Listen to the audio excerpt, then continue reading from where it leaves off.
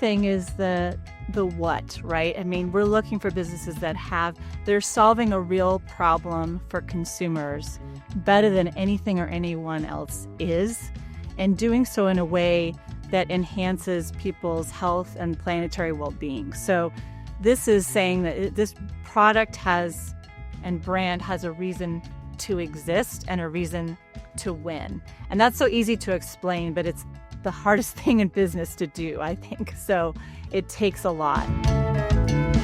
Hey everybody, I'm Hannah Dittman, Operations and Finance Correspondent at Startup CPG and the founder of Ready Basics. As a former CPG investor, I'm especially excited about today's conversation with Liz Myslik, Managing Partner at Loft Growth Partners. Liz has seen the consumer world from every angle, as a marketer, manufacturer, operator, investor, and advisor, and has spent her career helping purpose-driven brands grow the right way, with strong fundamentals, authentic missions, and adaptable teams behind them. In this episode, we dig into what makes great founders stand out, why sustainable unit economics are non-negotiable, and how to evolve your product based on real market feedback. Drawing from 2 decades in consumer, from scaling brands to advising the next generation of emerging founders, Liz shares lessons on building enduring businesses and navigating the realities of fundraising. She talks about how early-stage brands can creatively solve the chicken and egg money dilemma with angel investors, and why even great companies get passed on sometimes. Whether you're refining your business model, preparing to raise capital, or just focused on building something built to last, Liz brings a rare blend of operator experience, investor insight, and heart for mission-driven entrepreneurship. Enjoy! Hey everybody, welcome back to the Startup CPG podcast. This is Hannah, and today I'm here with Liz Myslik, an investor from Loft Growth Partners. Liz, welcome to the show. Thanks for having me, Hannah. Yes, we're so happy to have you here. I'd love to kick off with you introducing yourself. If you could share your title and a brief background of your experience prior to Loft Growth Partners and what led you to investing, I think that'd be a great place to start. Yeah, sure. Well, again, it's such an honor to be with you here today. I love your podcast and I love Startup CPG and what you're doing, how you're touching and helping literally thousands of founders and entrepreneurs to be even more successful. So super excited to share some insights with you today and some of my lessons learned along the way. So in terms of who I am, Liz Myslik, I'm a managing partner at Loft Growth Partners. So my why, my purpose, kind of throughout my career has been to build and enable businesses that make healthy living easy and available choice to everyone, based on some experiences I had as a young person and seeing that not everyone has access to the same kind of health and wellness products and services. I made it my mission to help democratize that. And that's a goal that I've really been devoted to throughout my career. I've also always been drawn to founders. My dad was someone who financed founders' dreams. So I grew up around founders. I guess you can say helping them is in my blood. So I've really spent my whole 25 years of doing this, trying to build businesses and help founders be successful. As an investor, which I am now, as a founder, as a marketer, a manufacturer, meaning running manufacturing plants, as a distributor. I wanted to learn the business from all angles so that I could be even more helpful to the founders that I serve. I've had the experience of raising money, acquiring businesses, selling businesses, working with small companies, and for many big companies like General Mills, Mondelez, Unilever, Campbell's, J&J, and some of the most iconic consumer brands out there like Gaiam, Larabar, Justin's, Plum Organics, Eco Products. And I've backed companies as a leader, as an investor as well, that have failed. And some of these experiences, it has really given me a 360 view of what it takes to build great companies that help the next generation build and scale as well. So that's really what I'm focused on as an investor with Loft, is helping that next generation to achieve their potential and be truly successful, and helping more and more people be touched by their products and services. Wow, what a powerhouse background. I'm so excited you're here today, Liz, and thank you so much for the kind words. I think you're going to be such a wealth of knowledge. We probably need a 5-part series to cover it all. I love how broad your view is. I think you know, in consumer, there's some people that have kind of a little bit broader perspective and bring a different lens, and there's other people that go really deep and have only been an investor, and I think have a lot of different insights and approaches to things because of that. So I'm really excited to dive into all that today. Before we get into some juicy conversation, could you also provide an overview of Loft Growth Partners and walk us through your investment criteria, kind of your fund dynamics, stage focus, any key themes? I know you mentioned wellness, your average check size, all the kind of baseball card information. Yeah. First, I just want to say how I came to be here, which is I met my partner, Andy, first for the first time about 20 years ago when I was running a brand. He sought me out and helped me. He was not an investor in my business. He wasn't able to invest. I was funded by a different investor, but he made connections for me, gave me advice, cheered me on, and was just such a great person and great supporter. And he was in it for the right reasons. And so when I decided that I wanted to shift from being an angel to a full-time fund investor, his was my first call. So, I just think it's helpful to give that context in terms of the kind of person that our founder is and that we all aspire to be, which is someone who genuinely is motivated to help people and help the entire industry. So, in terms of some of the specifics, we've been around since 2001, providing growth capital and expertise to brands for now almost 25 years. And since then, some many things have changed, and then some things have not changed. What's still true is that we help brands at a critical phase when they're between proof of concept and proof of scale. That usually means somewhere between 5 and 20 million in revenue. That really is a wide range, but it really depends on sort of where they are in their more their I would say their stage of life than necessarily revenue. We have about 100 million in assets under management across 2 funds. We are minority investors in brands that are ready to scale, that have figured out product market fit, have proven traction with consumers, have established supply chains, and we are the engine or the fuel to help them scale.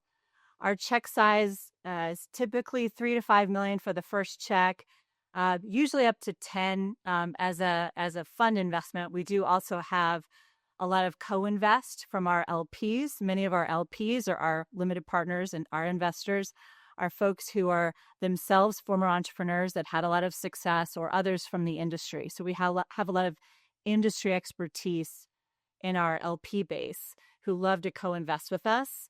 We always expect to have follow-on investment because it always takes more time and more money than anyone thinks to grow and scale a brand.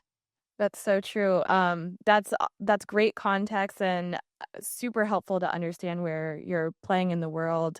Kind of just picking off of one of the things you mentioned was brands that are kind of ready to scale and in between that growth moment. Can we break that down a little bit more and explain what that means and what that typically looks like in practical terms? Is that like a brand that maybe had some online success that has now gotten a retail PO and is kind of going into a retail distribution, or what are the big uses of funds that you typically are working alongside founders with?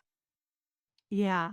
So we get engaged usually this is a topic that I love to double click on because it's something I really have a lot of um, passion for in terms of how founders should think about what kind of investors they work with and at what stage they should engage investors, particularly fund investors. I want to, as a lifelong operator, I want to sort of pull the curtain back on how this industry really works and what really drives investors and what makes them successful so that founders can make more informed decisions. For us, to answer your question directly, we are engaging with founders when they have really figured out that product market fit. They've done a lot of tinkering. It takes a lot of tinkering to figure it out. I don't care if you're, a mom and pop small brand, or if you're J&J. Every new product that a business launches takes tinkering. And the first iteration of it is never the last iteration of it. So whether it's the formulation or the price pack architecture, the margin structure, the positioning, the packaging, something always needs to change. So we like to help people after they've really had that opportunity to tinker and figure it out and have that product market fit, have some provenness that consumers love and are repurchasing the product. That provenness can be determined by repeat if it's online, by velocity if it's in store. We generally like to see brands that have some combination of online and brick and mortar retail distribution, and also have a margin structure and supply chain that they figured out. Again, that takes tinkering too. And as a former co-man, I know those relationships can be challenging. So having some stability in that supply chain is really important. And then again, we put fuel on the fire to really help them go from what we call the adolescent phase up to scale. And there's a lot of growing pains that happen during that time. And we focus and dedicate a lot of our own time, experience, our network to helping those brands be successful. But if you had to list out maybe like 5 key pillars that you're looking for that founders could focus a North Star on in their business, what do you think those would be for you? Yeah, I mean, for one thing is the what, right? I mean, we're looking for businesses that they're solving a real problem for consumers better than anything or anyone else is, and doing so in a way that enhances people's health and planetary well-being. So this is saying that this product and brand has a reason to exist and a reason to win. And that's so easy to explain, but it's the hardest thing in business to do, I think. So it takes a lot. The next thing that's really important to us is the economics. We want to be able to support businesses that can make money on their core product. And unfortunately, there's been I would say, a pattern or a reward system that's been in place for some time for businesses that don't necessarily make money. And that's to the detriment of founders most often, because ultimately, if a business can't make money on its core product, that valuation kind of gets eked away, and the founder's own ownership in their business ekes away. So we like businesses that have strong margins out of the gate. And I can tell you from experience that's you can't go from 5% gross margin to 40% gross margin. It really has to start strong.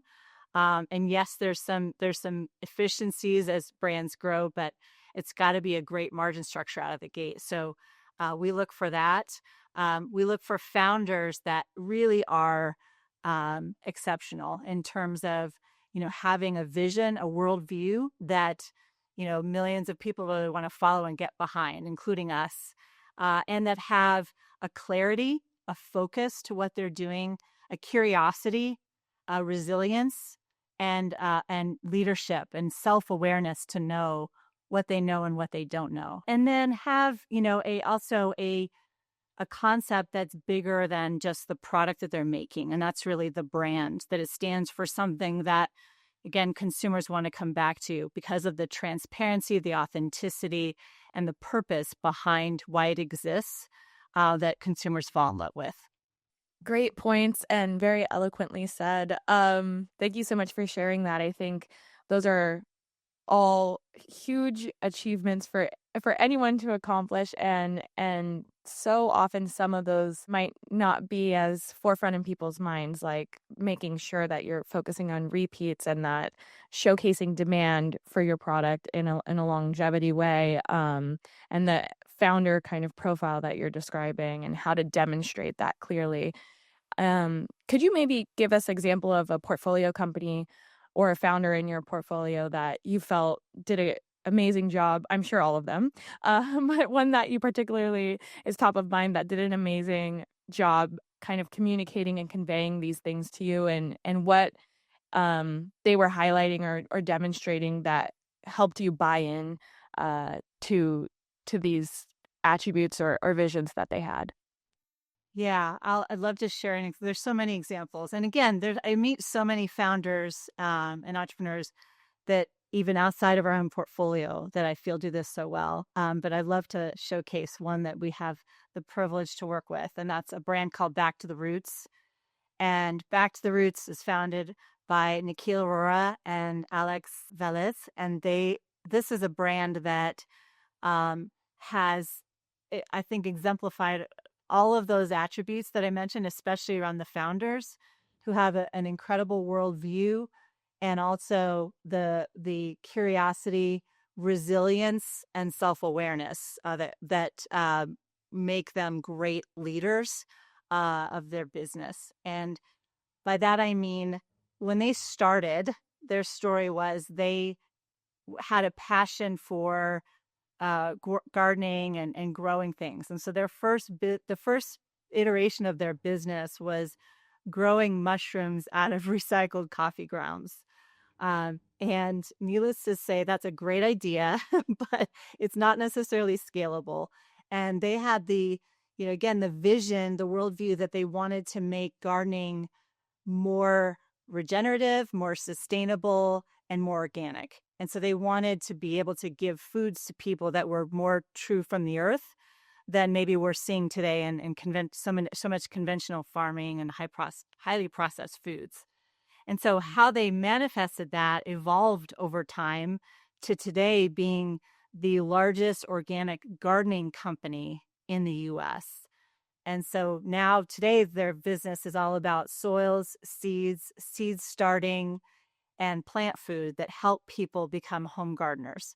And how they got from where they started to where they are today, again, is a master class in resilience, in curiosity and humility and self-awareness to understand and listen to the market, be willing to change, be willing to let go of some of the things that they held dear and adapt. And they've done a beautiful job of that. And they've been rewarded for it because they really hit a trajectory now that has been like a hockey stick. That's a really great example. And I think, you know, something that sometimes founders don't get enough credit for is how adaptable you have to be, but also how stubborn within reason you have to be. It's like a very tight rope to walk to see and defend your vision when you might be one of the few to see the world that way. And that's why you're founding your company, and doing the things you're doing. But at the same time, being nimble and open-minded enough to adapt and massage and make sure that it's going to work, in a practical sense. I feel like it's an important skill to have, the confidence, but also the humility. That's a hard balance to achieve. So I love that you highlighted that example. Kind of going into maybe some more business fundamentals. I know you're kind of touching on some of them with margin profile. You're touching on repeat purchase rates and things and velocities, things like that. Do you have any kind of general benchmarks? And obviously, so dependent on channels or things you got going on. But when you're thinking through the math of why those metrics matter to you, could you maybe shed a little insight on either benchmarks that you're looking for or kind of the rationale behind why those particular metrics are so important for you? Yeah, I think at a fundamental level, businesses should be able to make money. And I know that hasn't always been something that people have felt was, important and consumer, but it is. It is. And we're seeing that reverberate now throughout the industry. There was, I think, a little window of time where there was some euphoria, uh, there were examples of businesses that maybe weren't making money that were having success getting acquired by strategics, but that was a window that's closed. And unfortunately, some of the behaviors of investors changed so abruptly that founders were left struggling. But the reason is why margin's important is businesses should make money. And so when you think about when you're starting your business, how do you build your product or your service in a way that you can see the economics, you can see your way to making money while also building your business along the way. Now, there's no question that it takes money to start a company and to build a business, but if by year 2, year 3, your business isn't profitable in terms of thinking about your projections, ask yourself why and what are the fundamental barriers to that, and are there ways you can overcome them? Because the more I would say the more ability you have to make money in your business early in the life of your business as a founder, first of all, the more options you're going to have, the more success you're going to have, the more control you're going to have over your destiny and your outcomes. So that is something that I want to sing from the rooftops. Is so important. And so what that means and how that breaks down into specifics, it really does depend on category and channel, as you so well articulated, Hannah. Businesses that are, let's say, a yogurt business selling in Whole Foods is going to have a very different margin structure than, let's say, a beauty business selling through their own website. And so just for a founder, understanding what the common margins are for the type of business that they're in and the channels in which they're selling and how those might change over time is really important. I'll give you a specific example. A lot of brands, and we love this, seeing brands that start out on their own website or through Amazon, through e-commerce, because e-commerce gives you the opportunity, first of all, have a direct relationship with a consumer to really test and learn quickly, and have a lot more control over how you're presenting your products and your brand, and getting that feedback loop also from consumers in terms of reviews and repeat purchase.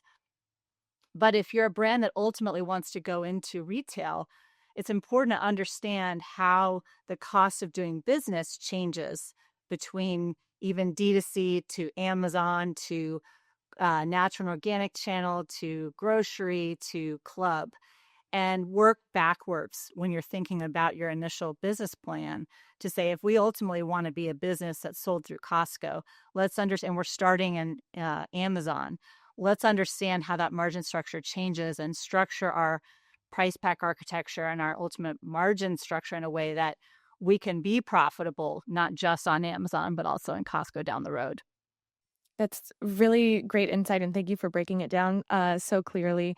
I feel like, a lot of founders who maybe don't have as much of a finance background or are as familiar with these things might not know some easy tips and tricks to be thinking about. But I'm sure in a diligence process, your company will get broken down P&L by channel, and looking at your business that way, and understanding the profitability, not just as of your overall business, but the same way you would look at the profitability by the mix of SKUs you offer and individual SKU unit economics. You should really be thinking about your business by channel that way as well. And yeah, I've definitely seen businesses before where all rolled up, it looked fine. Or, by their main channel looks fine, but their D2C is actually losing money or something like that. So it's really important to understand the nuts and bolts of how your business is built, the same way that it's important to understand the ingredients that are going into your product. Um, Kind of pivoting a little bit to maybe some lessons learned that you've had. I'm sure you've had many winners and maybe some that haven't panned out as exactly as planned. Looking back on your career, have you any kind of big picture lessons or takeaways or anecdotes that you can share that might be helpful, if you were to do it all over again, or that you've carried forward once you've kind of postmortem thought about things? Yeah, so many. Maybe I'll speak to my experience, maybe just knowing that a lot of your audience are operators, founders, people building businesses. I'll speak from my experience as a business builder, and mistakes I've made or lessons I've learned. So one is thinking too early about marketing and not enough about sales. So what I mean by that is that, I came out of marketing. That's how I grew up. So I love to think about brand and positioning and messaging and all that is packaging. All that is so important. There's no question about it. But none of that matters if you haven't figured out how you're solving a consumer's problem in terms of the product that you're delivering, and your ability to sell that product over and over and over. So getting that product market fit right really through understanding who you're trying to serve, what you're offering them, and how you're doing it better, and proving that through the ability to sell it over and over again before you're thinking about, well, our brand and, how what our logo looks like and things like that is so important. So I want to say just like the blocking and tackling of getting your product into people's hands or mouths or on their body, whatever it is, over and over again, and learning from that and being, again, curious enough and resilient enough to take that feedback and learn and improve and iterate. Again, no product starts perfect. So you've got to figure out what needs to improve to do a better job of solving that problem such that people ultimately want to make that part of their daily lives. So lesson number one is focus less on marketing, more on selling and making sure that consumers are making your product a habit. The next thing is wanting to flank too quickly or grow too quickly into new categories or new products. This is such a common thing that I see, that I did as an operator, and that I see as an investor. And that is, make sure that, focus on your core product or service longer than you think you might want to before you move into the next. So often I see brands that have 5 product lines and none of them are that strong. But they may have $100 million in sales, but they don't have very good velocities. And that's a business that's going to really struggle versus one that's $20 million, but they have 3 SKUs and consumers are buying it over and over and over. So really the discipline and the focus to stick with that core product and make it, continue to tweak and iterate and really invest behind it for a very long time. When you look at some of the most successful iconic brands, very few of them are in 5, 10 categories. Oftentimes it's 1 or 2. And even the brands that we grew up with, the mega brand, the billion-dollar brands, often they're in 1 category. So as a early stage founder, trying to take on incumbents across 5 categories is very, very difficult. So just focus on the first thing, the first product and make sure that you've really got that right and scale that up before you move on to the next. That's so helpful. And I feel like great advice from the operating side as well. I think kind of dovetailing off of one of your points or just a general observation, a lot of investors, I feel like, have a really, really, really great understanding of a board level knowledge of a business, but not so much of an understanding sometimes of what it's like to be in the executive chair, actually getting the execution done. I think so often it seems like, oh yeah, just build a great product and then, you just market it a little bit and then it gets sold and you're good. It's like there's so much nuance and things that have to happen to get any of these things right. So I think having an appreciation and understanding for that probably makes you a very empathetic and well-informed investor. Kind of, Well, you touched on something that I really want to highlight, which is execution. I have a saying that a good idea executed well is far better than a great idea executed poorly. So that is to say, just the execution, the showing up day in, day out, delivering your product on time in full, answering consumer emails and calls, and just being a great partner to your retailers, to your brokers, to your manufacturers, all of those things, all the little things add up. And that execution ultimately is the difference maker, more so even than the product itself initially. So because the service will keep getting better if you execute really well. great advice and helpful perspective. It's really interesting. Every investor, like every operator, will have different opinions and approaches to things. Some people feel like you have to knock it out with your product and or have your margin right at the very beginning. Other people think that's something you'll kind of massage and work through as you grow as a company.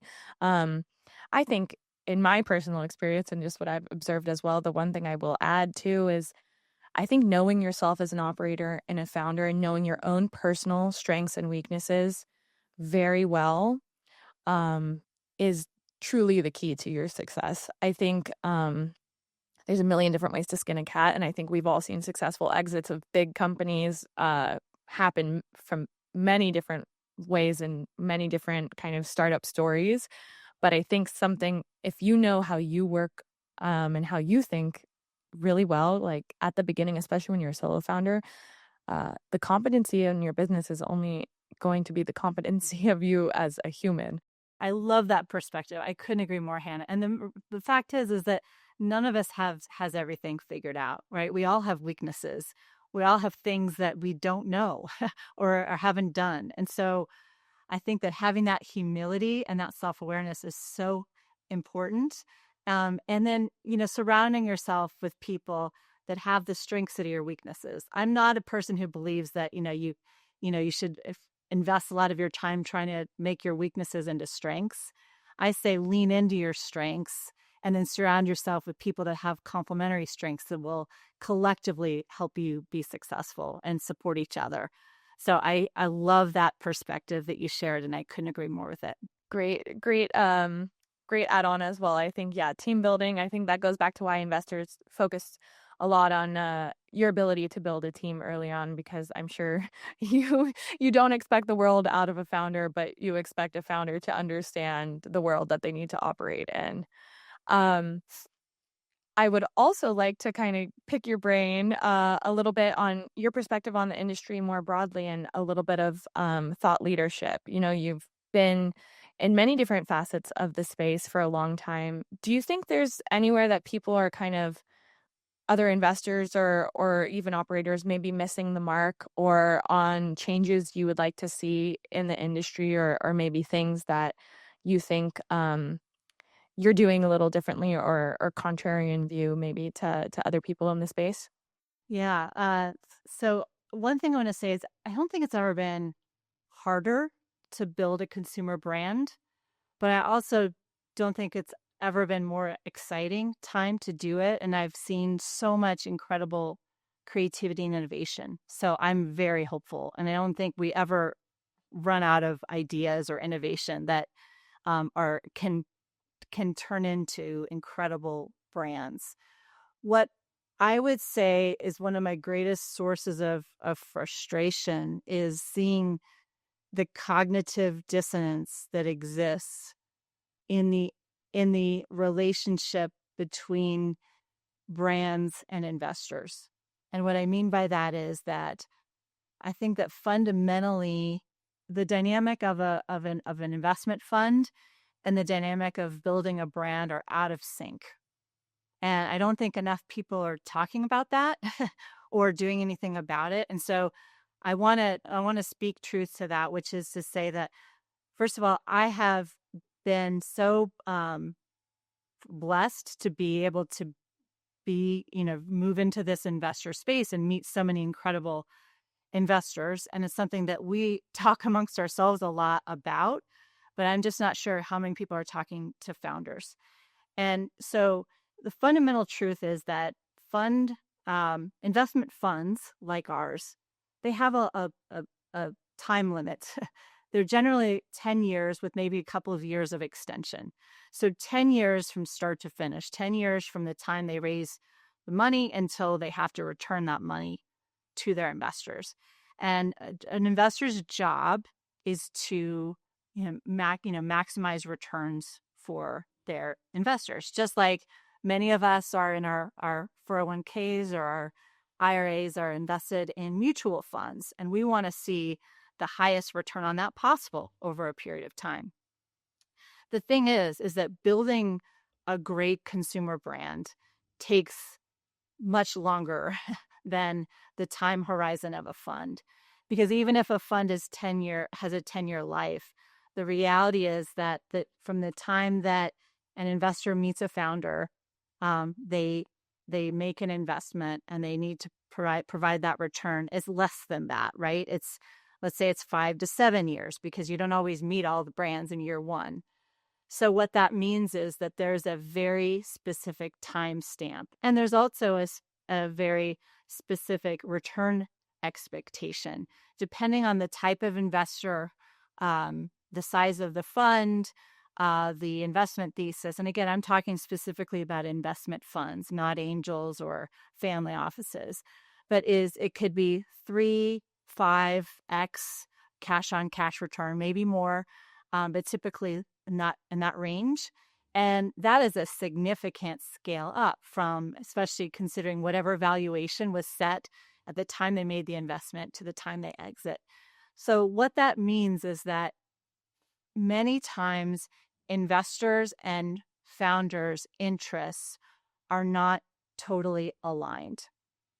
And I think that is a problem. And I think you have very well-intentioned people, well-intentioned investors, well-intentioned founders that go into a relationship that is doomed to not succeed for either party or both. And I bring this up because I think that's something that founders need to be aware of and think about when they think about, first of all, how they're founding their business, how they're financing their business, what ultimate goals they have for their company, and how that determines where they go or the types of partners that they have. It's something that is on my mind a lot, and I want to be opening up more conversations about this, especially to founders. Yeah, no, I love hearing you speak about this. I think it's definitely something that I feel like is so important to dig into, and something I've tried to touch on before a little bit, but I'm glad we're getting into it, which is kind of this concept of fund math. I think it's really important, the same way you would understand how your real estate agent makes money on the sale of your house or anything like that. It's really important to understand every constituent in equations. Incentive and how they work and what works for them. The same way that you would understand how your co-man is making money or how your distributor is making money, you need to understand how your investor is making money too, to make sure that you're all on the same team, you're all aligned, and that it's kind of like a fair shake and a common goal for everyone. So, you started kind of talking a little bit about that in a way of explaining why the dynamic might be kind of two ships passing in the night.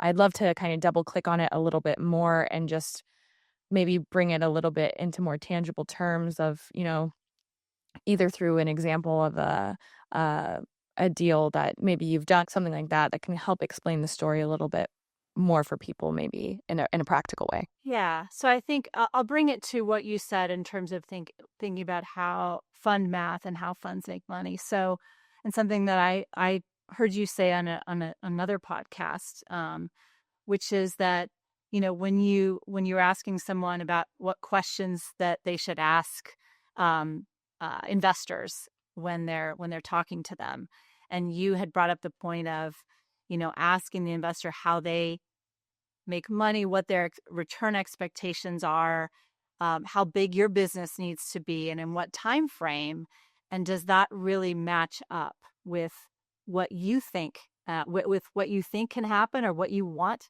to happen?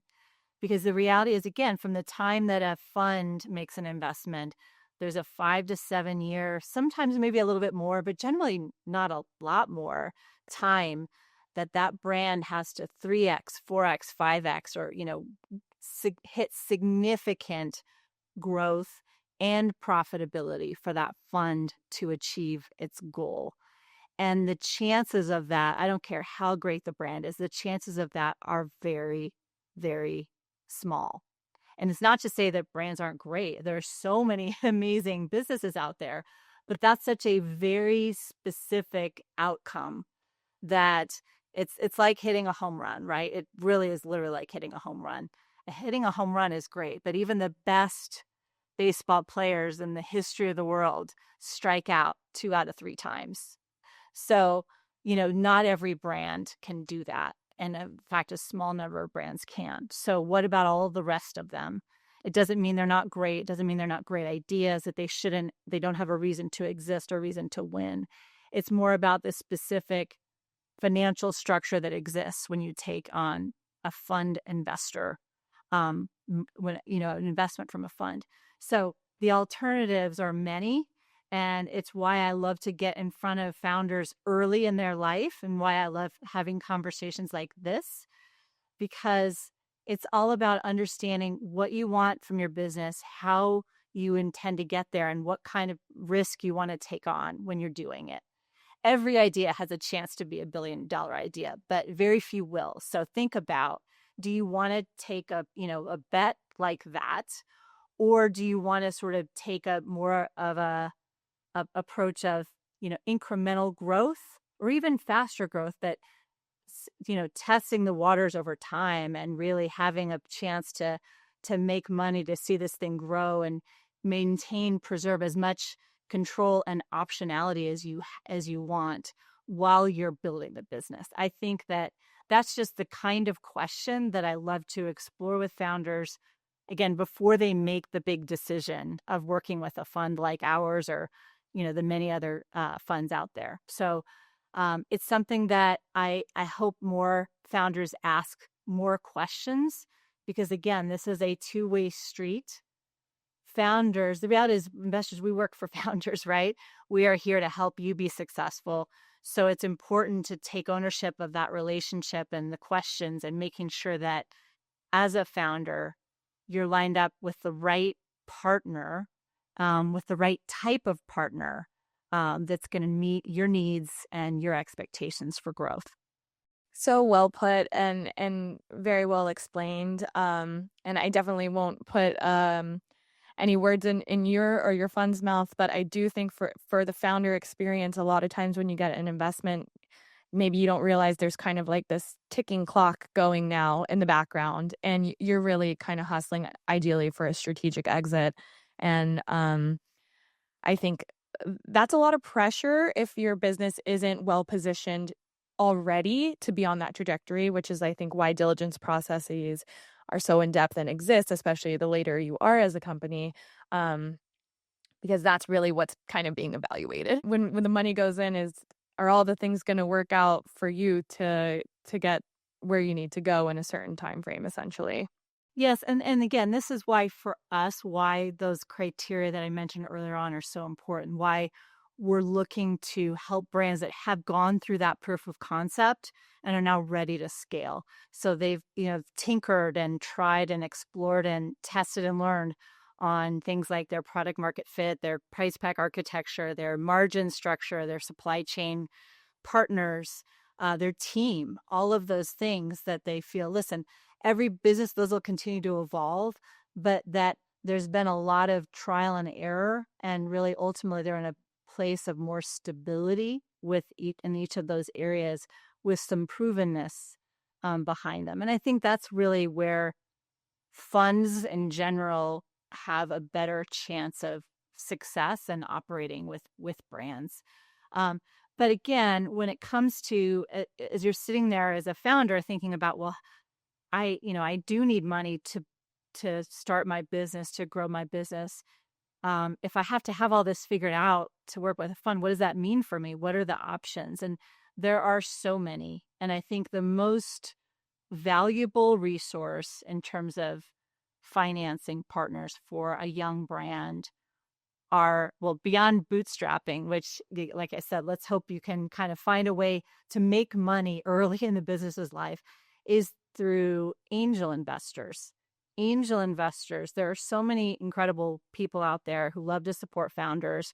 There's entire networks of them, so you don't have to go one-to-one to many different people that are, they're in business to be able to help founders at a point in time that they're still figuring it out. There's still very high risk, that there's, a lot of things to learn and figure out. There are going to be mistakes along the way. So I encourage founders to really pursue angel investing as they're early in figuring things out, which that can last for years and years. And the structures of those are often in notes and things like convertible notes and safe notes, and with terms that are favorable to the founder, also favorable to the investor, so that again their interests and their time horizons are more aligned. Such great tangible advice. I want to not take us too far off track by digging into this, but would you have any advice? I think a lot of people have heard angel investors or maybe have found one or two themselves, but if you don't even know where to start, what would be your advice to kind of get in touch with some of these people or some of these groups? Yeah. So there's so many networks. And I recommend going through angel networks because as an early stage founder, because then it's a one-to-many relationship. An angel network or a syndicate is a group of angels that have come together where they share diligence processes, pitches, etc., deal flow, so that for them it's more efficient to be looking at a select group of brands or companies together, and it's also more efficient for the founder because you're dealing with multiple angels all at once. And a simple Google search will help you identify angel networks or syndicates that could be right for you. Oftentimes, there are syndicates in different cities. I live in Denver. There's something called Denver Angels. There's also an industry specific angel networks like, the Angel Group, which services CPG. There are syndicates that are associated with universities. So check out your alma mater and see if they have an angel network. So there's so many different ways in which to find them and connect with them. And yes, it's work, but honestly, the alignment with, again, for an early stage founder that's still very much in the trial and error phase of their business, which is a very important phase, the angel networks, I think, can be often much more aligned and receptive to that stage. Great pieces of advice and very helpful. I think this is kind of a nice time to segue into a case study question that came up. As you know, Startup CPG has the largest Slack community in the industry with now over 30,000 members. I'd love to pull a question directly from our channel and have you answer it as a case study for any founders with a similar question. The recent question is, what are reasons you would pass on a deal that you thought was still a good concept? That's a great question. And it also prompts me to invite people listening to check out the resources page of our website at loftgrowthpartners.com, because we actually have a great resource there called Why Investors Pass. And that is something that you can actually see the inverse of that, to explore how you might increase your success with investors by ensuring that you have the opposite. So things like knowing your numbers, having good unit economics, etc. So I definitely encourage people listening to check that out. I also want to mention there is also an angel list on our resources page. So what we try to do is provide a lot of resources and tools and insights for people to use that we hope are helpful, that we've gathered over the years through our own experiences or those of the brands that we've worked with to help many founders and many brands out there. So check out the resources page on loftgrowthpartners.com. But in terms of a reason why we pass, as I mentioned in the beginning, one of the things that distinguishes what we're trying to do as investors is support businesses that we think can reach scale to touch millions and millions of consumers' lives and become habitual daily products for them in a way that enhances their health or the well-being of the planet. That's a big, lofty goal, and not every business has that type of ability to scale. There are so many great businesses that I see and fall in love with every single day that might, again, solve a real consumer problem, but do so in a way that maybe it's a smaller market or a smaller segment of the market. So I think that those ideas are no less amazing or great. I also want to point out that we have a very small portfolio of companies that we work with.